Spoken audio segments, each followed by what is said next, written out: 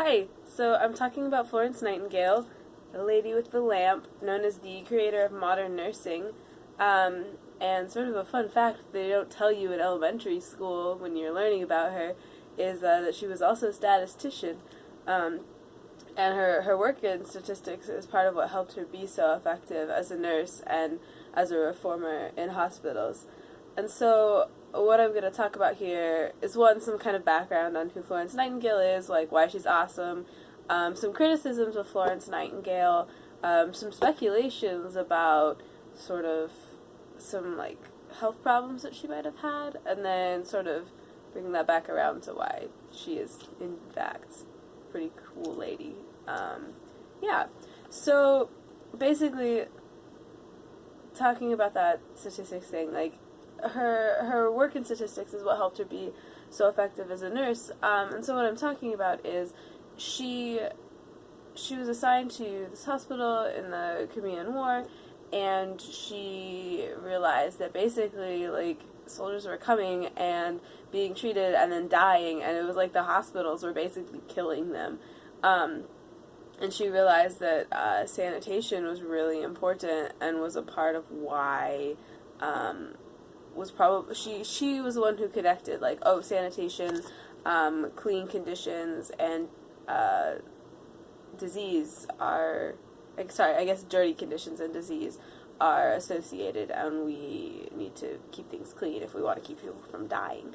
Um, and so she's viewed as this like kind and compassionate lady, and like I guess that's true to some extent, like because she's a nurse. But the Lady Tasting Tea book said she's a terror to the people she confronted, which I think is a good thing, right? Like she knew what she believed was right, and she believed it was important, and so she was gonna stick to her guns and say like, hey, this is important. There's a quote somewhere of her saying, essentially like, keeping these soldiers in these unclean hospital conditions is basically the same as if we took like 1,200 of them out into the field every year and just shot them. So she's saying like, we are literally killing people because of the way that we're running our hospitals, and something needs to change. And so she was just really adamant about that. Some interesting stuff I found from her early life. It sounds like she was a really, really brilliant lady. I mean, she basically invented the precursor to the pie chart, which is pretty cool. But one thing I found from when she was kind of younger, she was joking about attending these science lectures, and she said, our brain pans are so much enlarged that we've been obliged to purchase new bonnets. So she's like, my brain is getting bigger in size because of all the stuff I'm learning. And so, I don't know, it's kind of cool. It sounds like she's just really into learning things. But one thing, so I found some stuff that, like, she's really smart. She did a lot of great work, but she's not sort of infallible. She's credited with dramatically improving conditions at this hospital, Scutari. But her hospital actually had these like massive mortality rates, and it was actually one of the highest ones in the region. And it turns out this hospital was built on top of like a sewer system, and there were people who were saying like, hey, maybe we should like flush these sewer systems, maybe this is why people are getting sick. And she was like, no, like that's not got anything to do with it. As long as we keep conditions inside clean, then we'll be able to keep our soldiers healthy and everything will be fine. And so I guess I should note that like this is sort of around when germ theory was starting to exist, but it hadn't really caught on yet. So there were some people that were like, hey, maybe there's germs in the sewer. And Florence Nightingale actually didn't believe in germs. She just believed that like unclean conditions made people sick. So I guess there's kind of a distinction there. But yeah, so eventually the War Office sent out a sanitation commission, and they were like, oh my gosh, this hospital's built on top of sewers. We need to flush out the sewers because it's going to get people sick. And so they did, and after they did that, the death rate went way down. And Florence Nightingale at first had a really difficult time accepting that it was the sewers that had been causing the deaths, and that she had been wrong about that.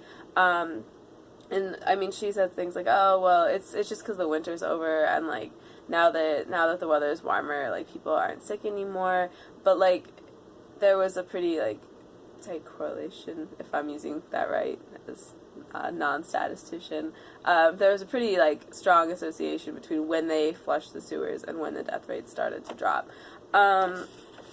So yeah, I think the important thing there is actually in her later years she did realize that she'd been wrong, and she used that I guess sort of as motivation, but also as like an argument for why the changes she wanted to see should happen, which I'll talk a little more about later. I think one interesting thing was a lot of people think that sort of realization of like, oh my gosh, I was wrong and it cost people lives, sort of like broke her mentally. She's got these letters that she's written, and a lot of them are pretty dark. They say things like, oh, like, what's the point of me even being alive? Like, the world would be better off if I was gone, and just these like really, really sad things. And then she has another letter where she sort of, people think that she's sort of alluding to some mental health issues when she says, if one has but a toothache, what remedies they come up with, but if you have like a sickness in your mind, unless it's like a family member's died or you've lost a friend or something like that people actually take seriously, nobody even believes you. And so, I mean, she's basically saying like people believe in physical ailments, but nobody believes in like mental issues, which honestly kind of still applies today. So I think she'd be, yeah. But anyway, so a lot of people, one source I saw was kind of saying, like, these people are obsessed with posthumously diagnosing Florence Nightingale. And so they're like, it looks like she's got some problems. Like, what are they? One popular explanation is that she had bipolar disorder, to explain, like, how she was so effective as a nurse, but then also had these, like, periods of time where she was just, like, really, really low and, like, had such, like, low like, she seemed to value herself really not much, in some of these letters. And so one of the sources that I looked at kind of goes through and debunks all of the, like, theories that people have come up with, because his,